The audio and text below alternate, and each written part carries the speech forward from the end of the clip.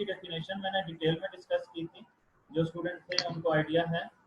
Again मैं discuss कर देता हूँ कि आपकी बुक्स ऑफ अकाउंट्स को मेंटेन करते हुए दो तरह के सिस्टम्स को फॉलो किया जाता है। एक को हम कहते हैं सिंगल एंट्री सिस्टम और दूसरे को हम कहते हैं डबल एंट्री सिस्टम।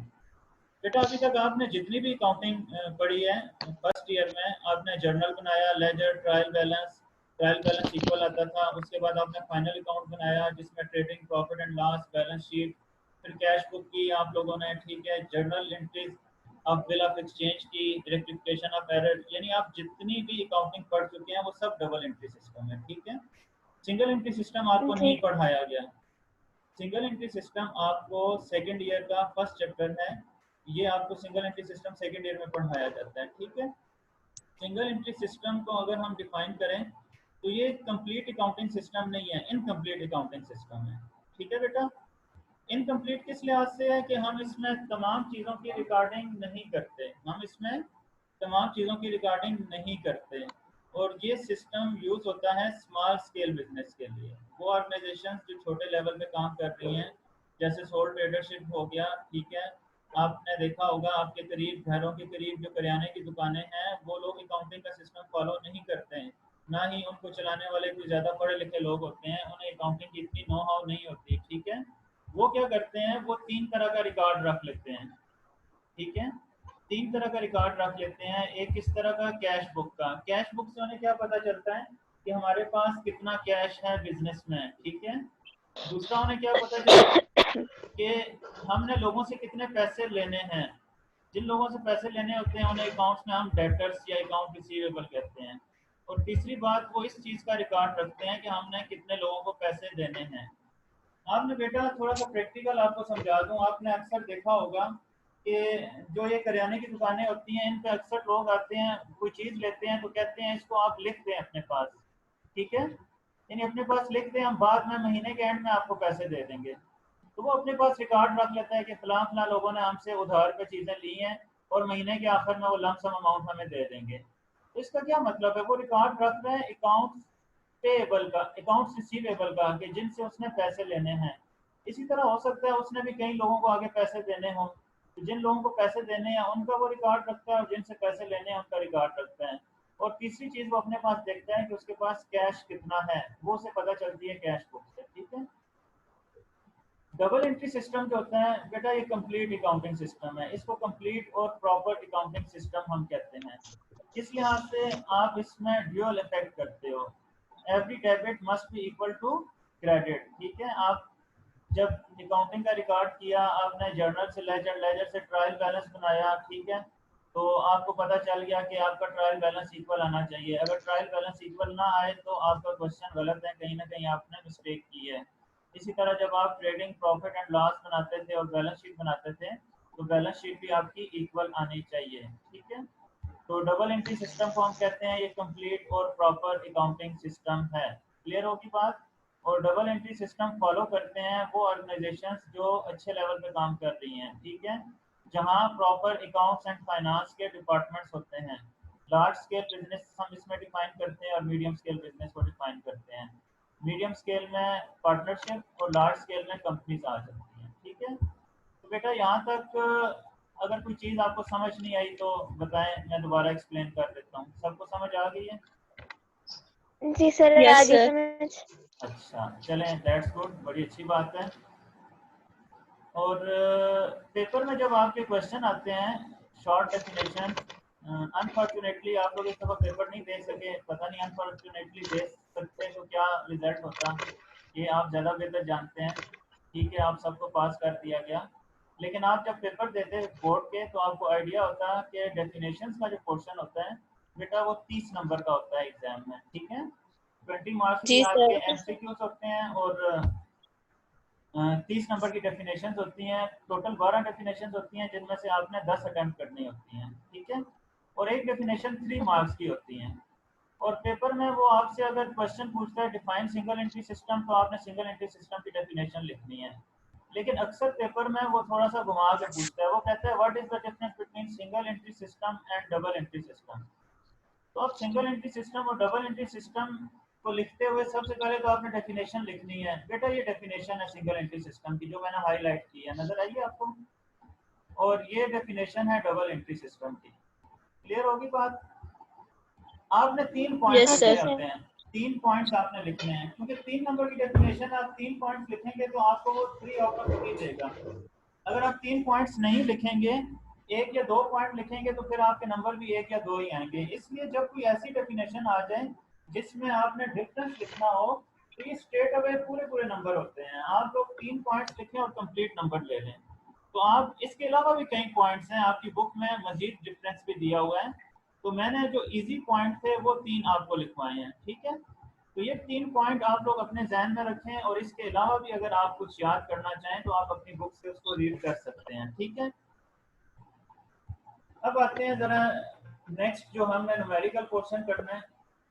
बेटा ये एक फॉर्मेट ओके है। सर, लेकिन सर अगर ये लोग हमसे जी जी सर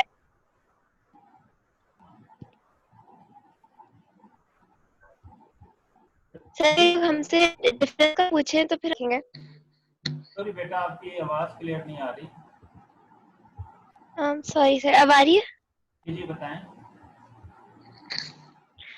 सर मैं पूछ रही हूँ कि अगर हम लोगों से ये लोग डिफरेंस पूछें सिंगल और डबल एंट्री सिस्टम के, तो डेफिनेशन का हम लोग फिर किस तरह लिखेंगे, साइड बाय साइड डिफरेंसेस बेटा करके? आपने ना, मैं आपकी बात समझ गया हूँ। देखो, एक तो आपने डिफाइन तो करना ही है। आप जिस चीज का डिफरेंस लिख रहे हो, पहले उस चीज को आपने डिफाइन करना है कि वो चीज है क्या। सिंगल एंट्री सिस्टम है तो वो क्या चीज है, और डबल एंट्री सिस्टम है तो वो क्या है। जब आप इन दोनों को डिफाइन करोगे तो ऑलरेडी एक डिफरेंस आपका निकल आएगा, क्योंकि single entry system is the opposite system of double entry system. तो ये एक डिफरेंस भी बन गया और डेफिनेशन भी बन गई। ठीक है, फिर दूसरा ओके जब सर। आप, हाँ, फिर जब आप नेक्स्ट पॉइंट लिखोगे कि सिंगल एंट्री सिस्टम जो है वो इनकम्प्लीट अकाउंटिंग सिस्टम है, वो प्रॉपर अकाउंटिंग सिस्टम नहीं है, तो आपका ये डिफरेंस आ गया। इसके opposite double entry system complete और प्रॉपर अकाउंटिंग सिस्टम है। ठीक है, ओके सर, फिर समझ तीसरा आ गई, डिफरेंस, ठीक है। हाँ जी। और अगर आप इसको लिखना चाहें तो आप दरमियान में लाइन लगा के भी लिख सकते हैं। ठीक है ना, जैसे आप डिफरेंस लिखने के लिए कंपैरिजन करते हैं आमने अच्छा ठीक सामने। है। और दूसरा, जिस तरह मैंने जी जी। लिखा है आप इस तरह भी लिख सकते हैं, पैराग्राफ की फॉर्म में भी, इससे कोई फर्क नहीं पड़ता। क्लियर ओ, होगी बात? ओके। अच्छा बेटा, जी जी, थैंक यू। अच्छा वेलकम। बेटा मैं आपको एक चीज बता दूं, न्यूमेरिकल पोर्शन की तरफ आता हूँ। न्यूमेरिकल पोर्शन में आपसे क्या डिमांड किया जाता है? सिंगल एंट्री सिस्टम में आपसे डिमांड किया जाता है कि आप एक स्टेटमेंट बनाएं, प्रॉफिट एंड लॉस स्टेटमेंट। ठीक है, इस चीज की स्टेटमेंट बनाएं, statement of profit and loss या प्रॉफिट एंड लॉस स्टेटमेंट। सबसे पहले आप ऑर्गेनाइजेशन का नाम लिखते हैं। ठीक है, उसके बाद सेकंड में आपने जो स्टेटमेंट, जो चीज आपसे डिमांड की जाती है वो आप मेंशन करते हैं। और थर्ड में आप क्या मेंशन करते हैं? आप वो ईयर मेंशन करते हैं जिस ईयर की आप स्टेटमेंट बना रहे हैं। ठीक है, इसका बेटा एक फॉर्मेट है, एक फार्मूला है छोटा सा। अगर आप ये फार्मूला याद कर लें तो आपके न्यूमेरिकल क्वेश्चन आसान हो जाएंगे। बोर्ड के ऊपर मैंने फार्मूला लिखा हुआ है, आपको सबको नजर आ रहा है, विजिबल है? जी जी सर। अच्छा बेटा देखिए, ये स्टार्ट हो रहा है क्लोजिंग कैपिटल से। क्लोजिंग कैपिटल को मैं अगर डिफाइन करूं, ये कैपिटल होता है एंड ऑफ द ईयर। ठीक है, इसलिए मैंने लिखा 31 दिसंबर का है। ठीक है, फॉर एग्जांपल मैं कहता हूं ये 31 दिसंबर 2019 का कैपिटल है। ठीक है, तो ये हो गया क्लोजिंग कैपिटल। फिर इसमें हम ऐड करते हैं ड्राइंग्स। ड्राइंग्स क्या होती हैं? वो तमाम चीजें जो मालिक अपनी पर्सनल यूज के लिए, ठीक है, डिपॉजिट करा विदड्रॉ कर लेता है बिजनेस से, बिजनेस से निकलवा लेता है। आप लोग ऑलरेडी पढ़ चुके हैं ड्राइंग्स की डेफिनेशन। ठीक है, तो कोई भी ओके। चीज जो बिजनेस का मालिक अपने पर्सनल यूज के लिए बिजनेस से विदड्रॉ कराता है उसको हम ड्राइंग्स कहते हैं। अच्छा, ये कैश भी हो सकता है और ये गुड्स की फॉर्म में भी हो सकता है। ये अपने पास आप लोग नोट कर लें कि drawings may be in cash form और may be in goods form. ठीक है, लाजमी नहीं है कि ड्राइंग्स कैश की फॉर्म में हो। ये आप लोग अपने पास नोटबुक रखें और लिखते साथ कि ड्राइंग्स कैश में भी हो सकती हैं और गुड्स में भी हो सकती हैं। कैश में कैसे हो सकती हैं? वो फॉर एग्जांपल 5,000 बिजनेस से निकलवा के ले गया अपने जाती इस्तेमाल के लिए, पर्सनल यूज के लिए। ठीक है, और ऐसा भी हो सकता है कि वो 5,000 का बिजनेस से स्टॉक, इन्वेंट्री जिसको हम कहते हैं, वो उठा के ले जाए। इन्वेंट्री होती है ना गुड्स सेल के लिए, तो उसको चाहिए थी, उसने अपने बिजनेस से उठा ली, मार्केट से परचेज नहीं की, अपनी बिजनेस से निकाल के ले गया, उसकी अपनी चीजें हैं। तो बिजनेस पॉइंट ऑफ व्यू से ये ड्राइंग्स हैं। ठीक है, तो ड्राइंग्स कैश की फॉर्म में भी हो सकती हैं और गुड्स की फॉर्म में भी हो सकती हैं। क्लियर होगी बात? अच्छा, यस सर। देन हम क्या करते Yes, हैं, sir. इसमें से लेस करते हैं ओपनिंग कैपिटल। ओपनिंग कैपिटल हम कहते हैं वो कैपिटल जिससे बिजनेस स्टार्ट किया जाए, या वो कैपिटल जो बिजनेस के स्टार्ट का कैपिटल है। बिजनेस का जो लास्ट ईयर का क्लोजिंग कैपिटल था वो नेक्स्ट ईयर का ओपनिंग बन जाएगा। इस वजह से इसके साथ मैंने लिखा 1 जनवरी 2019। 1 जनवरी 2019 को फॉर एग्जांपल आपका अकाउंटिंग ईयर स्टार्ट हो रहा है, तो 1 जनवरी 2019 का कैपिटल ओपनिंग कैपिटल एंड 31 दिसंबर 2019 का कैपिटल क्लोजिंग कैपिटल। ये दोनों चीजें समझ आ गई? नेक्स्ट जी जी। आपने क्या Yes, sir. करना है, नेक्स्ट इसमें से आपने माइनस करना है एडिशनल कैपिटल। एडिशनल कैपिटल बेटा क्या होता है, वो कैपिटल जो ड्यूरिंग द ईयर इन्वेस्ट किया जाए। ठीक है, ड्यूरिंग द ईयर बिजनेस में मालिक कोई चीज लेकर आता है तो उसको हम एडिशनल कैपिटल कहते हैं। फॉर एग्जांपल अगर बिजनेस के मालिक ने 1 लाख से बिजनेस स्टार्ट किया और 1 जनवरी को स्टार्ट किया, बाद में उसको पता चला कि नहीं मैंने इन्वेस्टमेंट कम की है, मुझे 50,000 की मजीद इन्वेस्टमेंट करनी है, तो साल के दरमियान वो किसी भी टाइम एडिशनल कैपिटल इन्वेस्ट कर सकता है। यानी बिजनेस में मजीद पैसे वो ला सकता है, उसका कोई पाबंदी नहीं है। ठीक है, और साल जब खत्म होगा तो साल के आखिर में जो उसके पास कैपिटल बच जाएगा उसे हम क्लोजिंग कैपिटल कहेंगे। अब इसका फार्मूला आपने याद करना है। फार्मूला क्या है, closing capital plus drawings minus opening capital minus additional capital. ठीक होगी बात? आंसर दोबारा रिपीट कीजिए। ये लिखा हुआ है मैंने, क्लोजिंग कैपिटल, इसमें आप ऐड करेंगे ड्राइंग्स, माइनस करेंगे ओपनिंग कैपिटल एंड माइनस करेंगे एडिशनल कैपिटल। और देखें ये क्लोजिंग कैपिटल की अमाउंट, ठीक है, ये ड्राइंग्स की अमाउंट इसमें ऐड करेंगे, इसी में से लेस करेंगे ओपनिंग कैपिटल। इसलिए मैंने ब्रैकेट साइन यूज किया है। जो चीज माइनस होती है स्टेटमेंट में उसके लिए हम ब्रैकेट साइन यूज करते हैं। ठीक है, और additional okay capital sir. Minus होगा तो इसके लिए भी हम ब्रैकेट साइन यूज करेंगे। क्लियर होगी बात? अब इनको हम जी प्लस सर। करेंगे, इनको हम प्लस माइनस करेंगे। अगर आपका आंसर पॉजिटिव आ रहा है तो उसे हम कहेंगे ये नेट प्रॉफिट है। क्या है? नेट प्रॉफिट है। और अगर ये आंसर नेगेटिव आता है तो उसको हम कहेंगे ये नेट लॉस है। Net loss. ओके। यहाँ तक कुछ पूछना है तो पूछ लें, फिर मैं न्यूमेरिकल स्टार्ट करता हूँ आपकी बुक का। अपनी बुक सामने रखें, ठीक है, जी सर। और आपकी बुक का पेज समझ आ गया। नंबर है 43। Page number 43 from Suhail Afzal. ठीक है, जिन लोगों ने लेट ज्वाइन किया वो देख लें, हम इस बुक को फॉलो कर रहे हैं। ये लेटेस्ट एडिशन है लास्ट ईयर का। ठीक है, और उम्मीद है कि चेंज नहीं होगी बुक, तो हम इस बुक को फॉलो कर रहे हैं बाय सुहेल अफजल। ठीक है, आपने ये बुक लेनी है। इससे अगर कोई किसी के पास पुराना एडिशन है तो न्यूमेरिकल्स की अमाउंट में डिफरेंस होगा, क्वेश्चन आगे पीछे होंगे, आपको कंफ्यूज होंगे।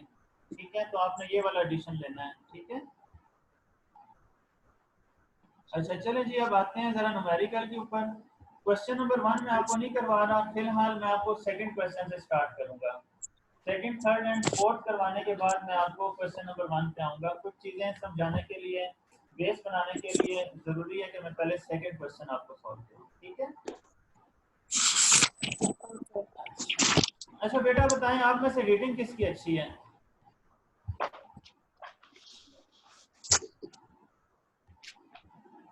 जी बेटा, एमन, एमन जी आपसे सर। रीडिंग अच्छी है आपकी? जी सर, कर लेती हूँ। हाँ जरा रीड करें ना। एमन की आवाज सबको आ रही है? जरा एक दफा बता दें, एमन रीड कर रही है तो सबको क्या आवाज आ रही है? जी सर। जी सर। अच्छा बेटा, जरा ये सेकंड क्वेश्चन रीड करो, बाकी जो है वो अपनी बुक्स को सामने रखें और जरा Khubaib second. keeps Khubaib keeps his books by single system. His capital 30th June 2016 was rupees 38,000. His capital on 1st July 2015 was rupees 20,000. He withdrew for his household purpose rupees 600 per month.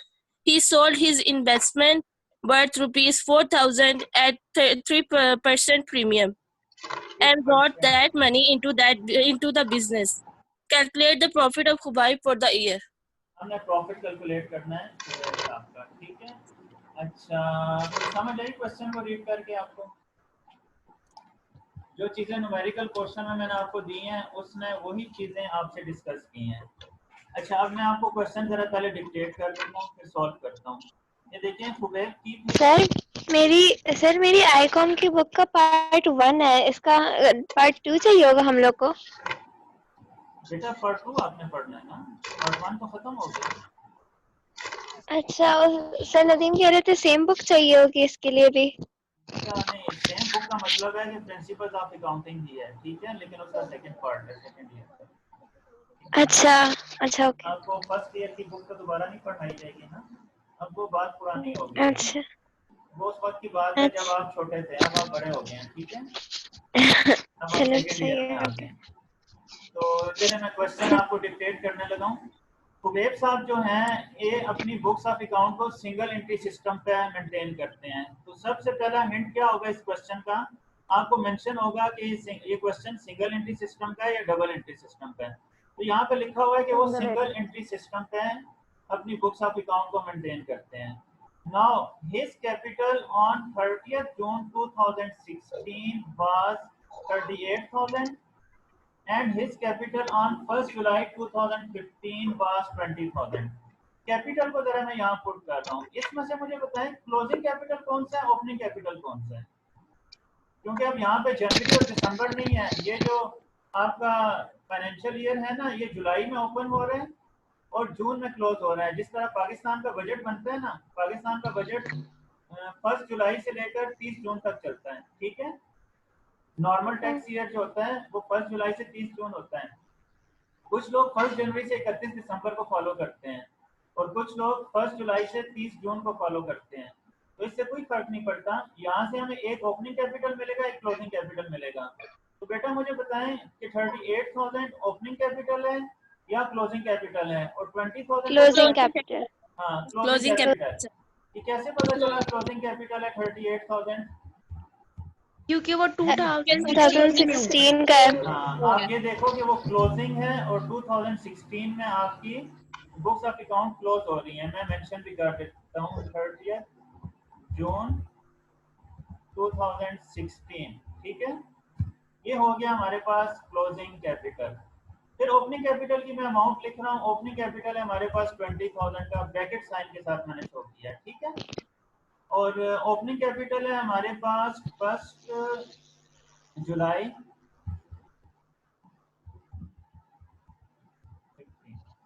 ठीक है। दोनों चीजें आपको समझ आ गई। ये मैं जी। Highlight करता हूँ, 1 जुलाई 2015 है, तो 15 पहले आता है ना, फिर बाद में 16 जी। आता है। तो आपको यहाँ से भी पता चल जाना चाहिए कि ओपनिंग कैपिटल 1 जुलाई 2015 का है और क्लोजिंग कैपिटल 30th जून 2016 का है, ठीक हो गया। अच्छा, तीसरी चीज इसमें आपको दी हुई है ड्राइंग। अब ड्राइंग देखें, he withdraw for his household purpose 600 per month, 600 per month वो विड्रॉ कर रहे हैं। तो बताएं ड्राइंग्स कितनी अमाउंट की होगी उसकी? 600। तो कोई बताए मुझे, चलें कि ड्राइंग्स कितनी अमाउंट की होंगी? 600 नहीं होगी सर 600 को मल्टीप्लाई कर लेंगे ना मंथ से। हाँ जी, तो कितने मंथ्स होते हैं? 30 12 और 12, सॉरी, कितने? 12। जी बेटा 12 मंथ्स होते हैं, ठीक है।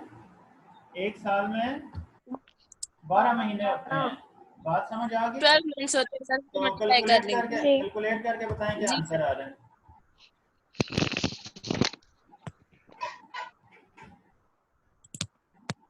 7200। 7,200, ठीक है बेटा। तो ये आ गई ड्राइंग्स हमारे पास। तीन चीजें मैंने लिख दी हैं, चौथी चीज अब हमने फाइंड करनी है।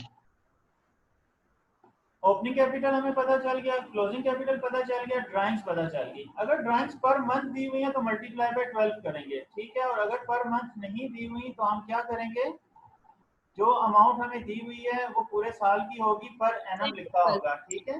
तो हम उसी को उठा के लिख देंगे। अब बात आती है एडिशनल कैपिटल की। एडिशनल कैपिटल वो कैपिटल होता है जो ड्यूरिंग द ईयर बिजनेस में इन्वेस्ट किया जाता है।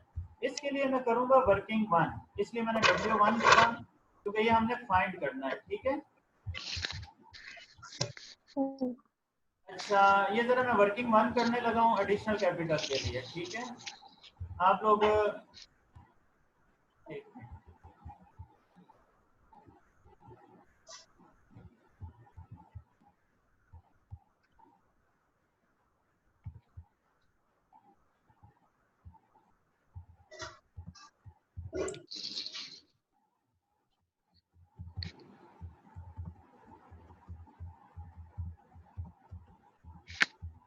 पेपर में भी आपने इसी तरह ही करना है, ठीक है। हेडिंग देनी है वर्किंग वन की और लिखना है कैलकुलेशन ऑफ एडिशनल कैपिटल, ठीक है, ताकि एग्जामिनर को पता चले कि आपको सारी चीज़ें क्लियर हैं। और जितना अच्छा आप पेपर अटेम्प्ट करेंगे, जितनी अच्छी आपकी प्रेजेंटेशन होगी, उतने ही आपके मार्क्स अच्छे आएंगे, ठीक है। आपने यहाँ पे कैलकुलेशन नहीं करनी एडिशनल कैपिटल की, ठीक है, आपने वर्किंग वन शो करनी है। सर इसे बॉक्स से बाहर करना। हाँ, इससे बॉक्स से बाहर सर कर इसी दें। तरह नीचे करके लिखेंगे। जी जी, अलहदा से आप ठीक नेक्स्ट है पेज सर। के ऊपर, ठीक है, बॉक्स से बाहर आप लिखेंगे। अच्छा, वर्किंग कैसे करनी है जरा आप लोग को मैं आपको वो लाइन पढ़ के बताता हूँ एडिशनल कैपिटल की। वो कह रहा है ही सोल्ड हिज इन्वेस्टमेंट वर्थ 4000। उसके पास एक इन्वेस्टमेंट थी 4000 की। क्या चीज थी? इन्वेस्टमेंट, ठीक है। मैं जी जरा सर। देखता हूँ तो मैं जरा खामोश हो जाता हूँ।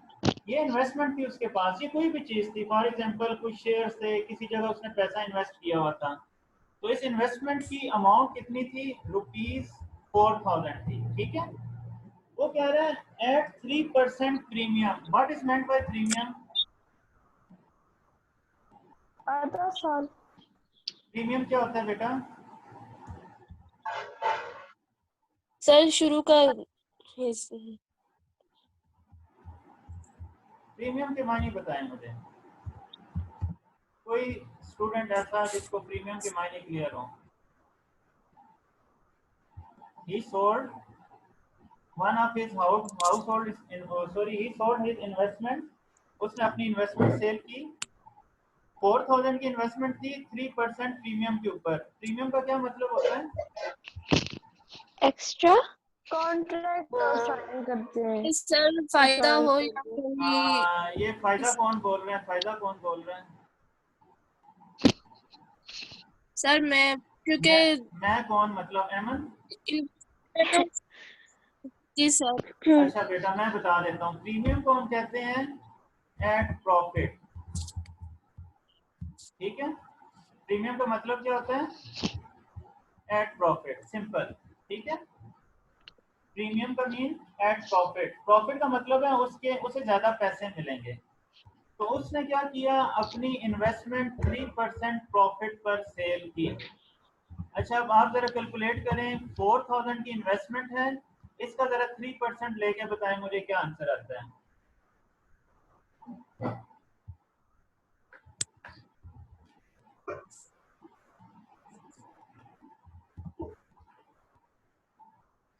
जी बेटा, कैलकुलेट करें। 120। 120, ठीक है। तो 120। प्रीमियम कितना आ गया? 120 120 आ गया प्रीमियम। ये आ गया प्रीमियम। तो बताएं उसे टोटल अमाउंट कितनी रिसीव हुई होगी?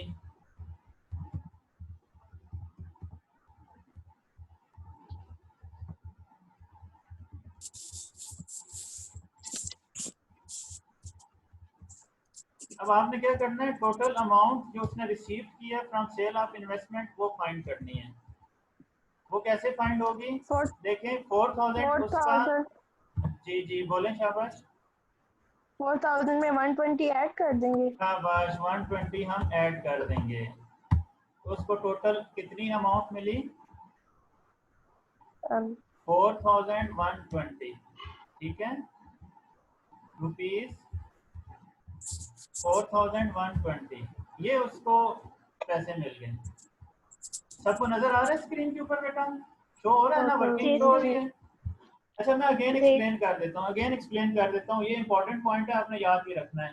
ही सोल्ड हिज इन्वेस्टमेंट, उसकी अपनी इन्वेस्टमेंट थी। हिज का मतलब उसकी जाती इन्वेस्टमेंट, ठीक है, ऑफ वर्थ 4000 की वर्थ थी एट 3% प्रीमियम। 3% प्रीमियम का मतलब है 3% प्रॉफिट के ऊपर। उसने ये इन्वेस्टमेंट 3% प्रॉफिट पे सेल की। अब 3% हम कैलकुलेट करेंगे, 120 होगा, ठीक है। तो प्रीमियम का मतलब है प्रॉफिट। प्रॉफिट तभी आता है जब आप 4000 में 120 ऐड करोगे, ठीक है। अगर वो कहता है ये लॉस पे सेल की, 3% लॉस पे सेल की, तो हम 120 माइनस करते हैं, ठीक है। उसने प्रॉफिट का कहा तो हम प्रॉफिट ऐड करेंगे, लॉस का कहता तो हम क्या करते हैं? माइनस। क्लियर होगी बात? अब जो अमाउंट उसको मिली वो टोटल मिल गई 4120। अब नेक्स्ट देखें सेंटेंस वो क्या कह रहे हैं? And bought that money into business, और उसने क्या किया, ये जो 4120 की अमाउंट थी ये बिजनेस में ले आया। अब यहाँ से पता चला कि ये आपकी एडिशनल इन्वेस्टमेंट है। ये जो लाइन लिखी हुई है ना, and bought that money into the business, यानी ये पैसे उसने बिजनेस में इन्वेस्ट कर दिए। पूरी बात आपको समझाता हूँ। उसकी एक इन्वेस्टमेंट थी जिसको उसने 3% प्रीमियम पे सेल किया, और जो अमाउंट उसको रिसीव हुई वो अमाउंट उसने बिजनेस में इन्वेस्ट कर दी। क्लियर होगी बात? अब आपकी ये स्टेटमेंट कंप्लीट हो गई है। ये जो ऊपर वाली स्टेटमेंट है, closing capital plus drawing opening और एडिशनल कैपिटल, ये एडिशनल कैपिटल 4120 आ गया। अब आप लोग कैलकुलेट करें, 3000 38,000 प्लस 7200 माइनस 20,000 एंड माइनस 4120। तो बताएं आंसर पॉजिटिव आ रहा है या नेगेटिव आ रहा है? मैं जरा इसका नाम लिख दूं। Positive. Positive sir. उबैद साहब हैं, प्रॉफिट एंड लॉस स्टेटमेंट बना रहे हैं हम 30 जून 2016 की, ठीक है।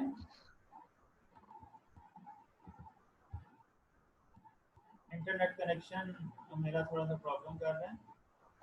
आ रही है बेटा सबको आवाज अब?